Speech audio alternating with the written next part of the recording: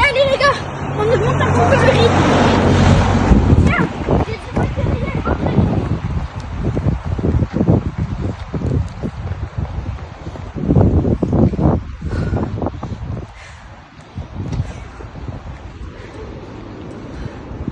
Ah, mes muscles me font mal. Ma respiration va beaucoup plus vite. Je sens que je vais m'effondrer par terre.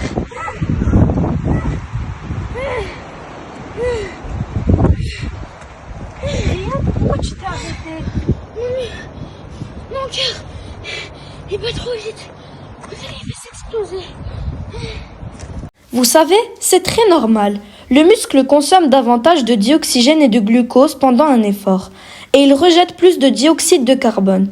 Ces échanges sont indispensables pour que les cellules réalisent la respiration cellulaire et ainsi produisent de l'énergie. C'est ce qui permet le bon fonctionnement de nos muscles. Ah, je comprends mieux. Pour résumer, lors d'un effort physique, l'activité musculaire augmente, les besoins du muscle également.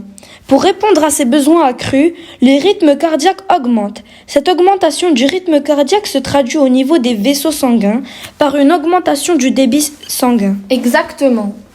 Donc, c'est au niveau des capillaires, des vaisseaux sanguins très fins, que les muscles sont approvisionnés en oxygène et en nutriments à l'origine de la production d'énergie au cours d'un effort. Pour répondre aux besoins des muscles, le cœur modifie la circulation du sang. C'est ainsi que le débit cardiaque augmente. Par débit cardiaque, on entend le volume de sang éjecté à chaque battement du cœur. Le cœur est un muscle creux avec 4 cavités, 2 oreillettes et 2 ventricules. Il se situe au centre du thorax entre nos 2 poumons. Il est notre moteur vital. Il est le moteur de la circulation sanguine. Il met en mouvement le sang par ses contractions rythmiques.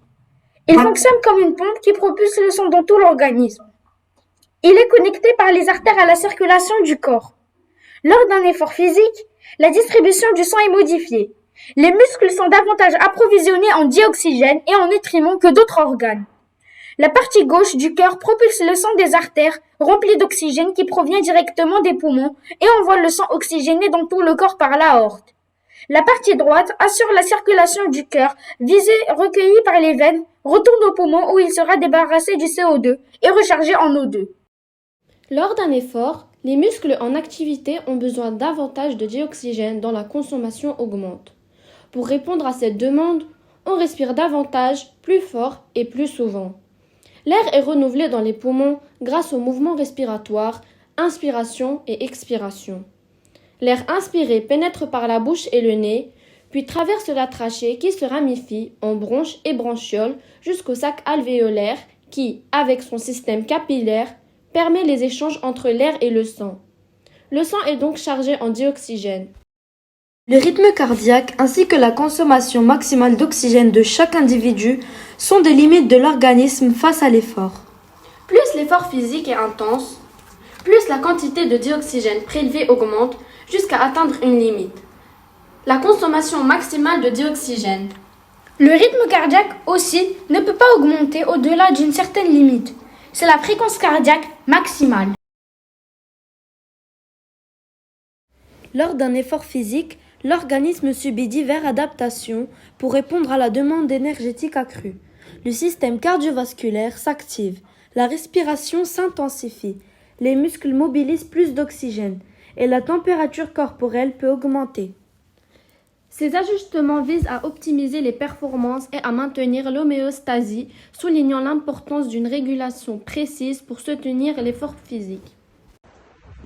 Notre vidéo a atteint sa fin. J'espère que vous avez compris le fonctionnement de l'organisme lors d'un effort physique. C'était Lir, Iliana et Riyad, des élèves de la 5e 2 du lycée français international Le Détroit, encadrés par Madame Charette. Merci pour votre attention et Au revoir.